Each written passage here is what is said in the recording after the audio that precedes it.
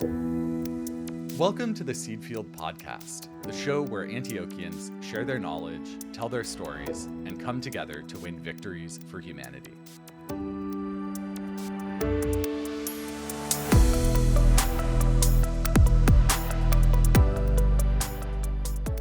I'm your host, Jasper Nighthawk.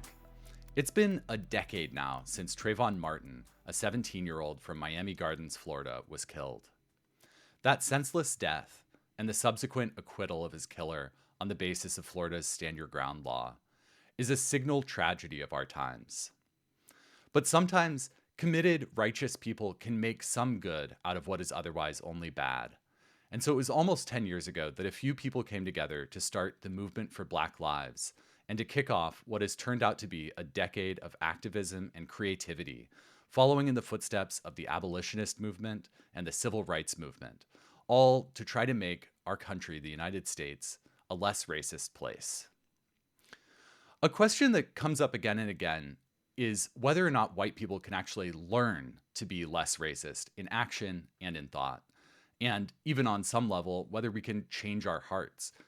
I definitely like to believe this, have to believe this in order to keep on living, but it's a question of how you do this as well. And we've tangled with this question here on the Seedfield podcast before. Our first episode was with Stephen Brookfield, who we talked about his book, How to Be a White Anti-Racist. But I think this question deserves more talking to, and I'm so happy today to have the chance to interview Dr. Tawana Davis. Tawana is an important thinker in these questions. She's the co-founder of Soul to Soul Sisters, a nonprofit organization based in Denver, Colorado, that she co-founded with Reverend Dr. Don Riley Duvall. And Soul to Soul Sisters responds to sexism and misogynoir in the Black church, racism across the U.S., and the marginalization and oppression of Black women's voices. The signature program of Soul to Soul Sisters is Facing Racism.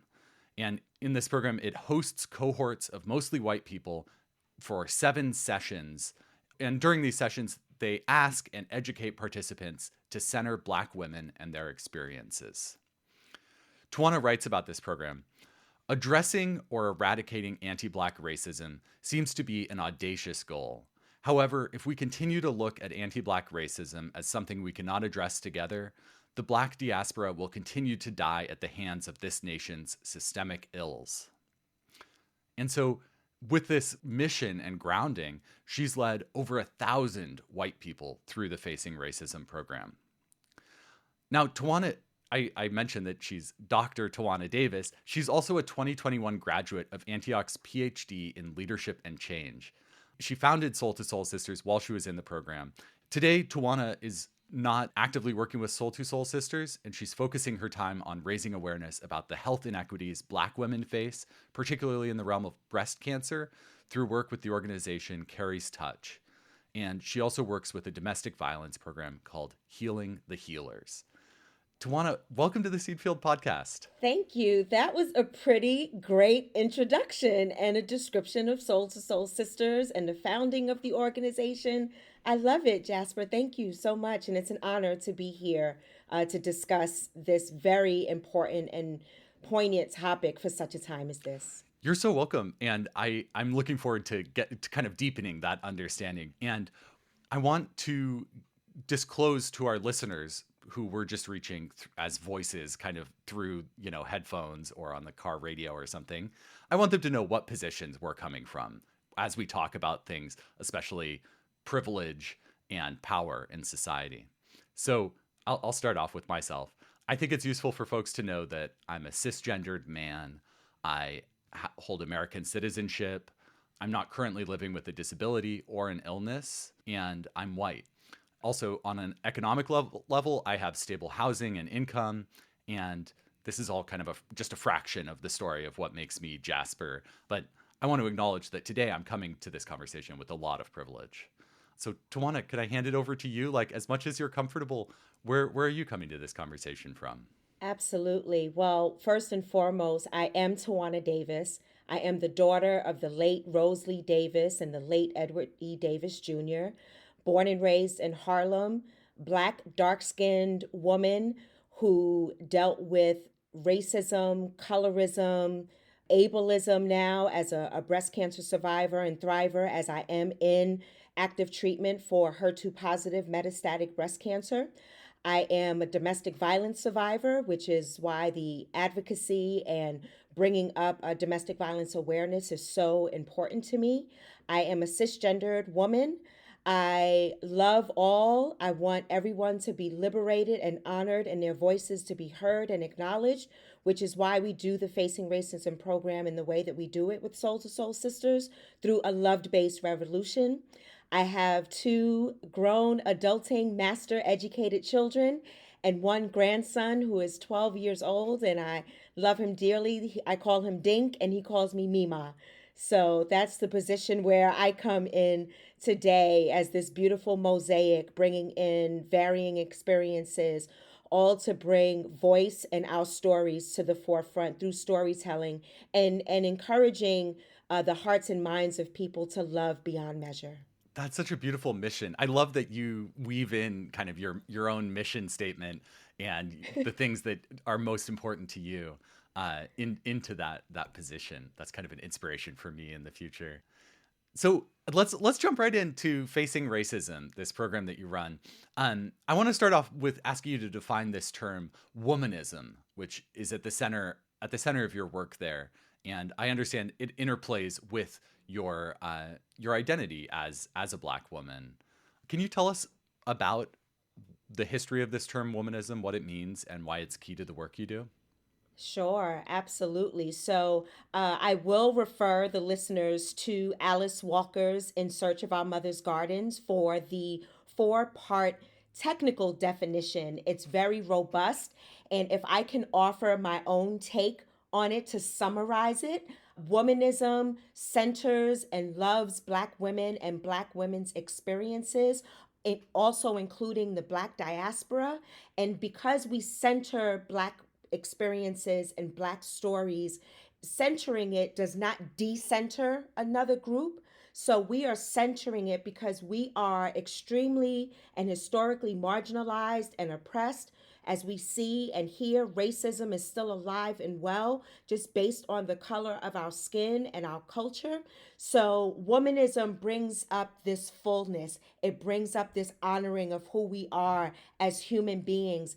The way Alice Walker describes womanism is as purple is to lavender, womanism is to feminist. So even though womanism was created pretty much after the feminist movement, we had all these different waves of feminism, and then Black feminism came onto the scene. But for me, Black feminism still taps into some of the tenets of feminism, which excluded Black women and Black women's voices and tried on various levels to be inclusive, sometimes successful, sometimes unsuccessful.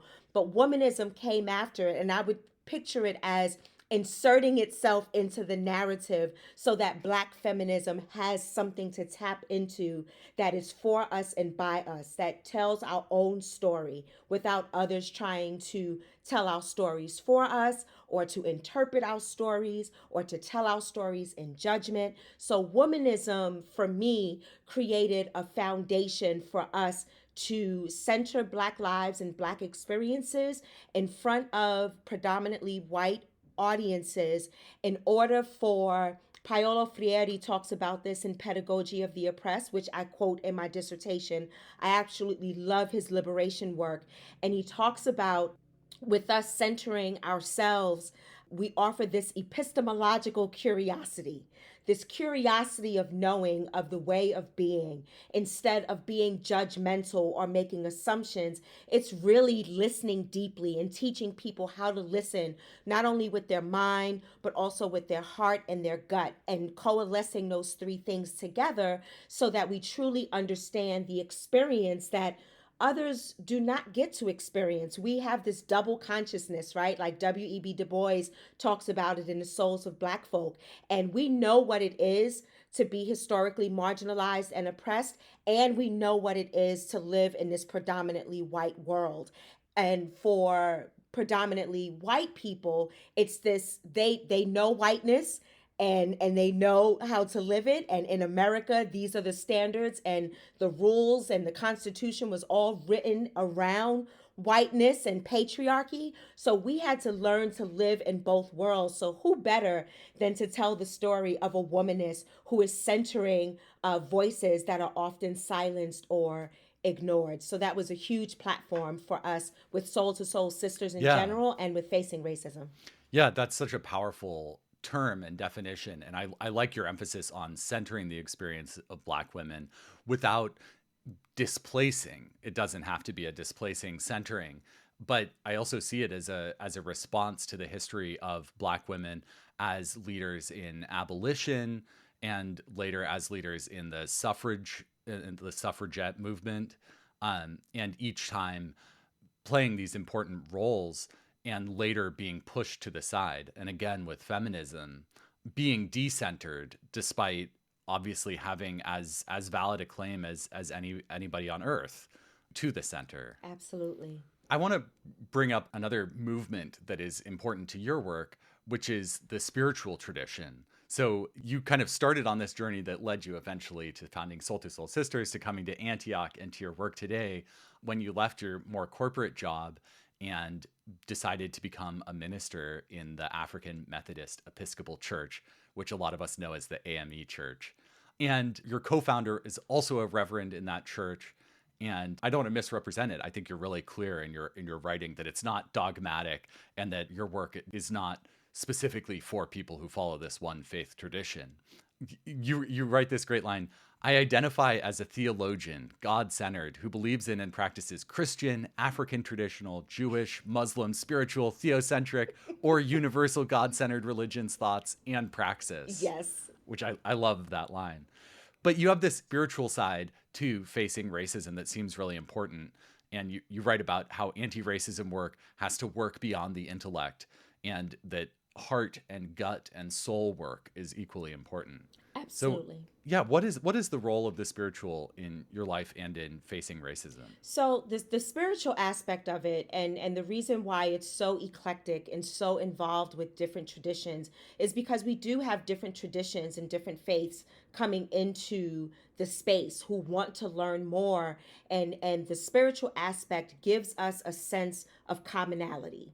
It gives us a starting place. Most of the tenets of various religions are rooted in love and honor and a higher self operating outside of the known knowns. So those are the things that bring us together. And I also want to mention, and I think it's important for the listeners as well, Reverend Dr. Dawn and I were both pretty much born and raised in the AME church.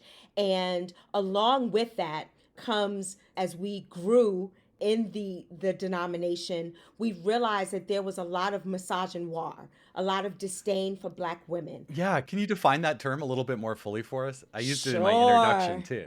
too. Sure, absolutely. So we hear of misogyny, right, where Hmm. it's attached to patriarchy, where white men, in particular, white men of power or false sense of power, are in control. Rules and legislation and policy and all of that is generated around white men, or even in the church itself. You have a lot of male pastors, not a lot of women pastors, let alone Black women. So the misogynoir is focusing on this disdain, if you will, for Black women, Black women's voices, Black women's leadership. Stay in your place, stay in your role, follow the man. The man is the leader. So now, with Soul to Soul Sisters and Reverend Dr. Dawn and I, what we did with womanism, womanist theology teaches us how to see the text and to see ourselves in the liberating portions of the text. How do we see ourselves as Mary, who was a teen mom? Or how do we see ourselves as those who have been raped and ostracized in the scriptures? And what good can come out of that? Just like Hmm. what we're dealing with now with the pandemic, with racism, with this racial reckoning, what good can come out of it? So that's what womanism does. Womanism co creates this liberation, this freedom, right? We break away from the stigma of this disdain for Black women, and now we insert our voices as the powerhouses that we are, these divine powerhouses, not this false sense of power with power over, but power with one another. And another point I want to make out, I want to state, is when it comes to womanism, Alice Walker talks about womanism. Every and anyone who is about Black life and Black liberation and centering Black experiences can be a womanist.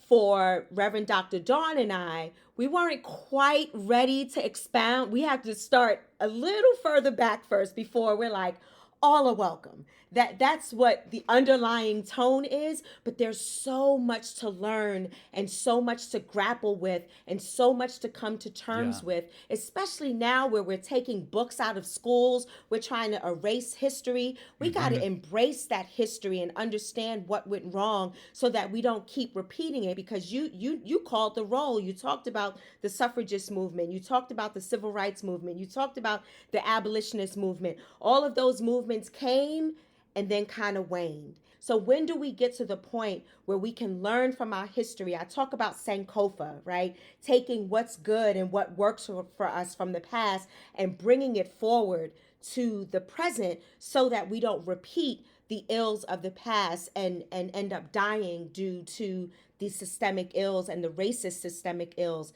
that are happening in our nation. So womanism encompasses all of that and really combats the misogynoir that we experience. Yeah, I want to pause for a second just on your kind of defensiveness of the womanist term, and it sounded to me like you were saying like that there is a way that people take on these labels and they say I'm a feminist, I'm a womanist, I am these things, and you're saying this is something that you do through action, and I think that seems so important to focus more on action than on label, or to only use label as a guide to action. You are such a deep listener, and I love it. I'm like, did you take the Facing Racism course? Because the way you are engaging in this conversation, and yes, it is more about action than the actual label itself. And we talk about this in Facing Racism.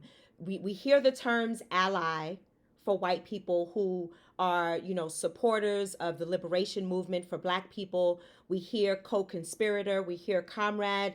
This is not like a hierarchy. This is not gold star for Jasper. You have made it to be an ally. Now you are ready to be a comrade. And now you get another gold star or a platinum star because now you're going to co-conspirator. Our It, society is it, so it, obsessed with these gold with stars and these these, gold stars yeah. and these accolades, and no, you just come being your true authentic self and being for the movement of Black lives, which can look so differently. Facing Racism and Soul to Soul Sisters is a part of that movement for Black lives. So you have Black Lives Matter, you have Soul to Soul Sisters, you have 1 million hoodies, you have abolitionist movements, you have all of these movements centering Black people, which is a part of the movement for Black lives overall. So in this, we teach folk this. It can be an ebb and flow. It could be a spectrum. Sometimes we need you to be an ally, to be there when the police pull someone over, and we need you to record, or we need you to witness. Sometimes we need you to be a co-conspirator and march with us and march along the outside so that cops won't attack us or harm us in any way. And sometimes we need you to be that comrade when you're at the tables that we're not, unfortunately, we're not at, and to speak truth to power. So it wanes, it ebbs and flows. Yeah. It's a spectrum. So it's kind of where you are in that moment and showing up unapologetically and authentically. Yeah, thank you for expanding on those, what those actions look like. Yeah. And I want to actually ask you to expand even more and really kind of tell us about Facing Racism on the nuts and bolts level. I know that it's these 7 sessions. People enter as a cohort, so it's the same group of people coming back. But on even an elementary level, I don't know, is it just like 7 days in a row, or is it over a course of weekends? What does it look like? Thank you for asking. And if you don't mind, I would love to start from the inception of Soul to Soul, Yeah. of Facing Racism. So, Reverend Dr. Dawn and I had an opportunity to preach at the state capitol for Unitarian Universalists. every year they bring all of their congregations together to the state capitol to preach. And this theme was standing on the side of love. So we were two of three preachers preaching in that moment. And after we finished our sermonettes, about 10 minutes each, people were coming up to us, and we hear the term white tears, right? When white tears are distracting from the said challenge or what's going on. But these tears were heartfelt. These words, the things that they were pointing out, like really listening to the sermons, like, Tawana, when you said X, Y, and Z, that changed my life. And Dawn and I went to a Black-owned cafe in Denver called Whittier Cafe. And we said, we're on to something. We're speaking some sort of language that's reaching the heart of white people as two Black women. And this is unheard of and unprecedented in this country, period, at this level. So we started going into organized religions to do this Facing Racism program. And Facing Racism at first was like once a month over a 7-month period. And we said, okay, what are we doing? That is too much. That it's too long. It's just too heavy for us. So we need to condense it where we give people time to rest and reflect and read and do homework. So we started doing it every other week. Then we realized that we needed people to come to us. Because if you come to us in a cohort setting, that means you want to learn. You are investing your dollars, which is very inexpensive compared to what we're doing, because we want you to be in the seats, right? We want you to be engaged. So we moved it from going into organized spaces of religion, and we just opened it up. And never, Jasper, did we say from the beginning that this was for white people. This is who we attracted.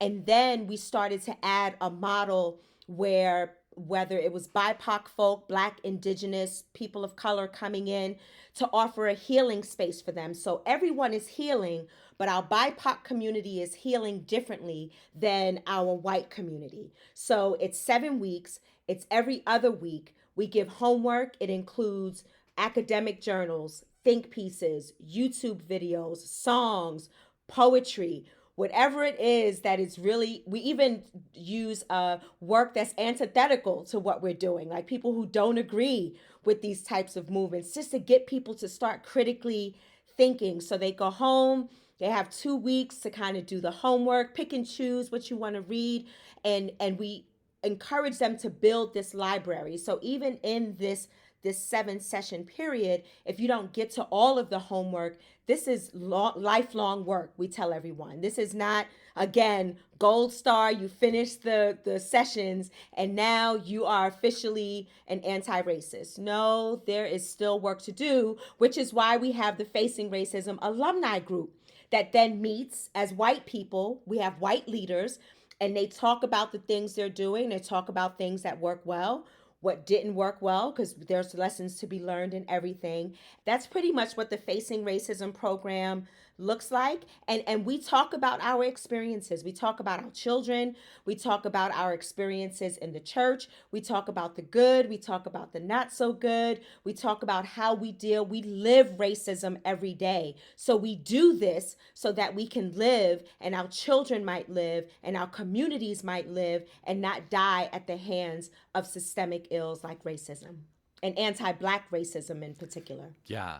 Listening to your story, which I didn't know about kind of the founding, what struck me was the move from I'm going to come to your church and help you do this to you're going to come to me is like a very physical manifestation of centering Black women and like living what you preach. Yes, that is spot on, because if we're centering ourselves and telling our stories, not everybody in the room is going to be for that. If we go to an institution, it's really the pastor inviting you to come see about this. They may not take, and some take it very seriously. Like, for instance, I love telling this story. There was a 70-something-year-old Black man in a predominantly white congregation. So we had a nice mix of about 40 people in this cohort, a handful of BIPOC folk, and this one Black gentleman, a 70-something years old, came up to me with tears just pouring down his eyes, and he said, Reverend Davis,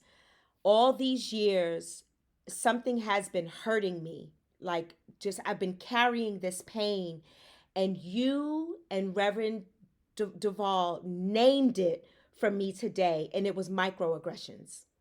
How he has been dealing with these little cuts all of his life and didn't understand why it made him feel this angst, why this pain, what was coming up for him, why was this feeling of despair coming over him after said conversations with folk. And he's 70 something, so he's been through the civil rights movement and all of the protests and things of that nature. So we were able to name for him what possibly, amongst other things, because we have a whole list of definitions, whether it's microaggressions, racial battle fatigue, white privilege, white power, all of that. He was able to name it and now begin to heal from it, because you got to face it to fix it. You got to be able to name that which needs to be healed, because if I have a cut, I need to know that cut is there and how to treat it, because I'm going to treat it differently than a broken arm, right? So I need to know what that injury is so that I know how to heal it and how to address it. So that was one of the most poignant moments out of my entire time with facing racism. That's so beautiful. Yeah, thank you for telling that story. And I think that that's a useful reminder of just how these new terms that I think sometimes can be off-putting to white people, or even to just anybody who hasn't heard them before, um, are, if they're describing something accurately, are just like incredibly powerful tools just for understanding the lived experience, especially of people who are being oppressed. Yes, absolutely. Um, There is this article, White Supremacy Culture, that I talk about a lot in my dissertation, because it was a research study for several years, and they came up with these terms that developed, like white people were saying, and this is white people in facing racism, like, we don't have a culture, because a culture is like-minded folks. So they're not trying to associate themselves with white supremacy culture, right? But when we started reading the terms about power over, individualism, um, either or thinking, paternalism, all of that, only one way to do things, even though we all may have those different attributes, there is a culture that is aligned to dehumanize and diminish those non white people, and using these terms to really highlight this false sense of power, which turns into white privilege and white power and white supremacy. Yeah, yeah. Well, I want to talk about the dissertation because it's long. It's also really well written. I was just fascinated reading it. But can we just start at like the kind of the top line? You did these deep interviews with, I was it 7 people, or I think it was 7. did it work for them? Like, did you find that facing racism works? Was that one of your conclusions? So, yes, and it's one of the limitations, because facing racism worked for everyone I interviewed. And I would have loved to have heard from someone who was like, this right here ain't gonna work for me. And this is why. Because we're always looking to improve on the work that we do. But we didn't have that in the dissertation. Everybody loved it. We felt good, talking about the stories and just deeply listening. But I would have loved to have that other view involved to make the dissertation a bit more robust. Yeah. Well, despite not having the counterfactual, but I think that the findings are really hopeful. Especially, I see this vein, especially among sort of white people who claim to be allied. They're taking on that label, as we might say. But especially like in the Democratic Party, you see this sort of doom and malaise. Like, well, of course, there's just no hope for these racist people alive today, but future generations are going to be less racist. So we'll deal with that. Things are just going to keep getting better, and you can just kind of look at your watch, and as the hours go by, like, our country will slowly get less racist. And you're saying, no, we can intervene today. We can do this work. We can ask people to show up. We can ask people to do this soul and heart and gut work. And maybe not everybody can be reached, but it's worth trying.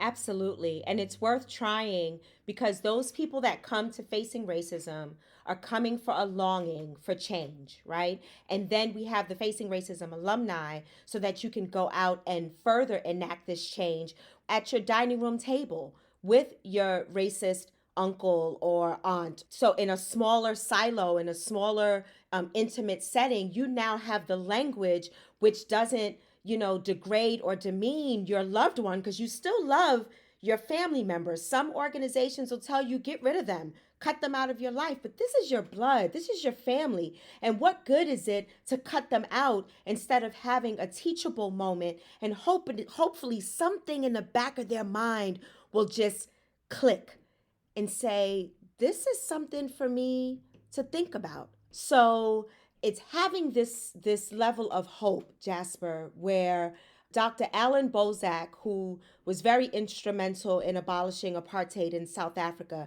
he wrote a book, Dare We Speak of Hope. And this is one of my favorite quotes. And he says that hope has two daughters. Their names are anger and courage. Anger at the way things are, and the courage to ensure that they don't remain that way. So this is about hope. This is really about instilling that hope and not feeding into the despair or the anguish or giving up and, oh, we'll never get these racist people to be anti-racist. There is a hope there that we must hold on to so that even in those small circles, now you have this language to really have this conversation in a loving way with a love-based revolution. That sounds like somewhat of an oxymoron, right? This love and revolution. But this is a love-based revolution where we are enacting change and we are being very active and very assertive in our change. I tend not to use the word radical because in some circles the term radical is not a positive term. We use that sometimes to degrade our Islamic brothers and sisters and people from other nations who deal with racism and sexism differently. So this love-based revolution is very assertive and it's very hopeful at the same time. Yeah. Well, that's so beautifully put. And gosh, I could ask a million follow-up questions and just like talk with you about this all day. We are starting to run out of time, and I wanted to leave a little bit of room to talk about reproductive injustices against Black women. I know that this is a lot of the work that you're involved with today. Can you tell us a little bit about these injustices, your work at fighting them, and kind of the importance of making space for discussions of basically Black women's health in facing racism? Absolutely. So, one, reproductive justice, it's definitely a movement that must be led by Black women and women of color because we have been the most impacted and we are about telling our own stories. Reproductive health, reproductive choice, those are things where other groups, predominantly white groups, can come into the conversation and really speak to that directly. But when we talk about reproductive justice, there has been such an injustice against our bodies from the inception of this country being deemed three-fifths of a person to begin with, being raped, having our children taken away from us, forcing us to work in inhumane conditions. So let's start there. And then as we move into 2022, reproductive justice, my body, my choice, I should not have predominantly white men deciding what I do and do not do with my body, particularly as a breast cancer survivor, as a Black woman who made it beyond the 5-year mark. I'm at 5.5 years of surviving and thriving, still in active treatment. I should not be here talking to you, Jasper.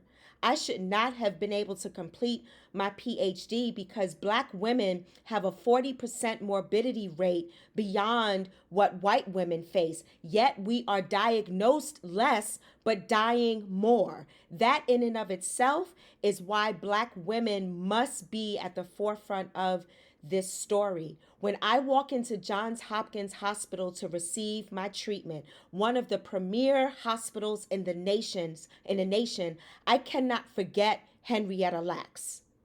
I cannot forget that it was her cells that were taken without her permission and without her family's position so that I could live, so that I can live and not die at this disproportionate disease that is plaguing Black women in such a astronomical way. So reproductive justice is a huge part of Soul to Soul Sisters, and we insert that into the narrative of loving ourselves, loving our bodies, taking care of our bodies, fighting against food deserts and redlining, and making sure that we have adequate health care and health insurance, and we have access to clinical trials, and we have to fight for all of that day in and day out. And it is our fight.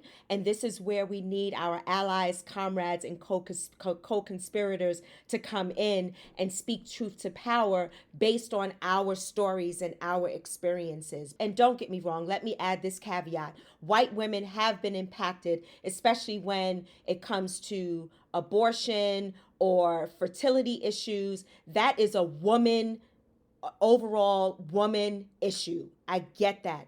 There are just some historic issues that have run historically through to today that have not been addressed, nor has it been minimized as far as numbers are concerned, or addressed in a way where we are living and not dying at the Yeah. hands of systemic ills. So, Yeah.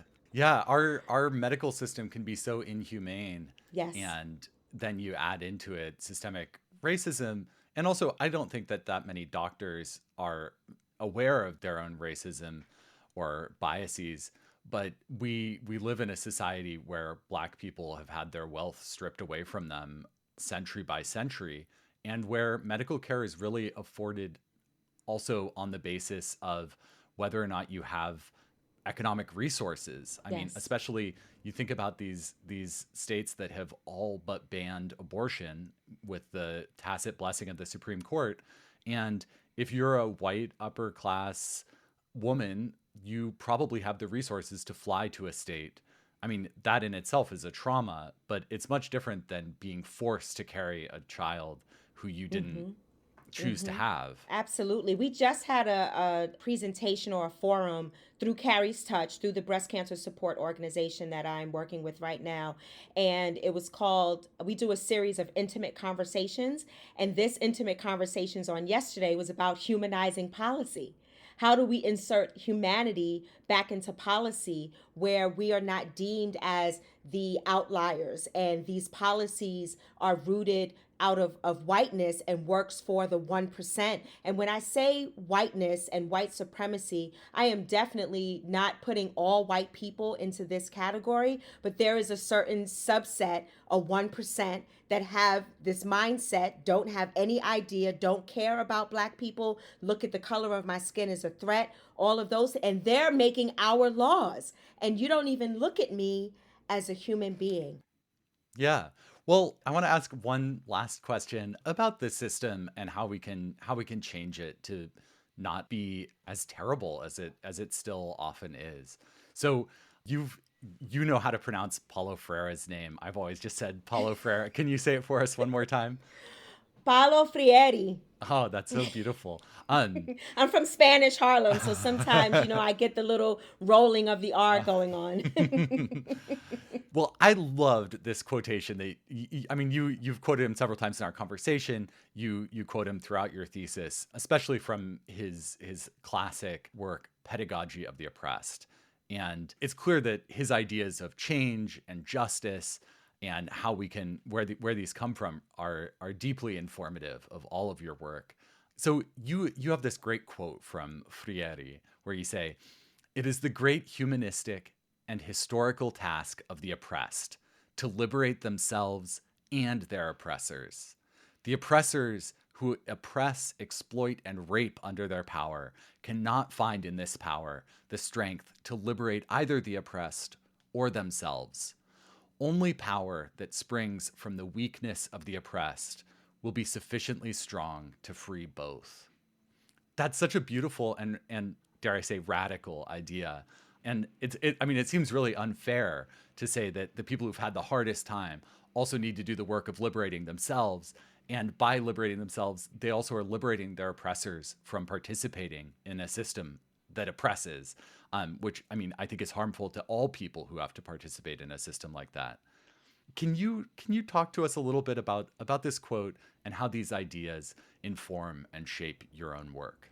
Absolutely. I alluded to this earlier with this double consciousness because we have this awareness, we have this resilience that we are still here after all of the heinous acts against us and things to dehumanize us. We are still here with this sense of resilience and with a sense of community. We are a communal people. We are Ubuntu. I am because you are, therefore I am. So I think that's where Paulo Freire talks about this great humanistic task, because it's about inserting humanity into inhumane policies and practices and procedures. So I also want to insert Bishop Tricia Hersey Patrick. She's called the NAP Bishop. And one of the things in our process of facing racism is rest and respite and making sure that we care for ourselves as we are caring for others, because we can't pour from an empty cup. So when we talk about this liberating work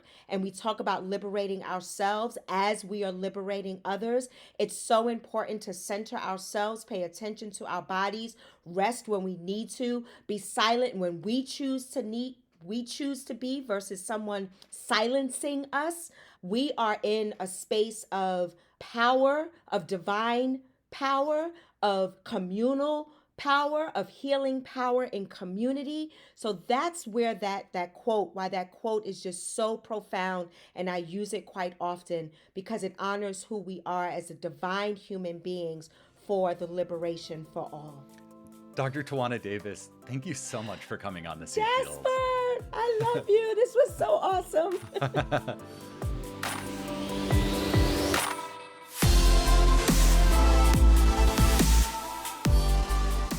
The Facing Racism program that Tawana told us about today is still offered by Soul to Soul Sisters, and we're going to link to its website in the show notes. We'll also link to Carrie's Touch in those notes, and we'll include a link to more information about Antioch's PhD in Leadership and Change. We post these show notes on our website, theseedfield.org, where you can go to find full episode transcripts, prior episodes, and more. The Seedfield podcast is produced by Antioch University. Our editor is Lauren Instanez. A special thanks to Karen Hamilton and Melinda Garland. Thank you for spending your time with us today. That's it for this episode. We hope to see you next time. And don't forget to plant a seed, sow a cause, and win a victory for humanity. From Antioch University, this has been the Seedfield Podcast.